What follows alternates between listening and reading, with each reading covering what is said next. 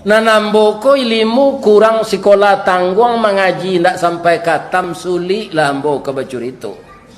Ndak mungkin si bisu ke menyanyi mustahil si lumpuh ke menari ba alo si buto ke menginja.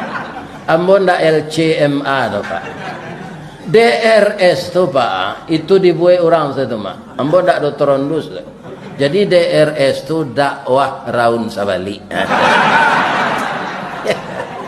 Sampai ke Kalimantan, deknya viralan di orang jawab apa kok? Ambo rasa kalau ndak masuk apa ditakdirkan Allah Pak, mangga ke Kalimantan. Siko saya ndak ketahui orang nyambuk. Tapi kalau viral di kota Padang, itulah hampir puluh tahun.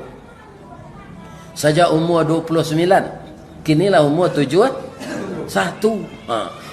Jadi ibu-ibu umur 71 kok sawananya larawan meninggal. Bamang ko ustad alunyo meninggal. Jamaah banyak mendoa nambo. Di Jawa Timur tu lebih agak 6.000 orang cek protokol.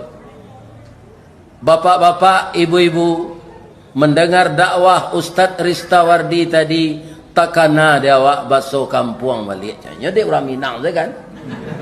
Kita doakan beliau sehat wal afiat. Amin kecil jamaah tu. Bunyi labah enggok Pak.